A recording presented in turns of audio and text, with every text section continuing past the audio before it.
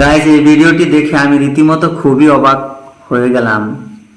অথচ আপনারাও দেখেছেন এই মহিলাটার সাথে এই সিকিউরিটি গার্ডের আসলে কি হয়ে গিয়েছিল, এভাবে এত বড় একটা বেইজ্জতি হয়ে গেল।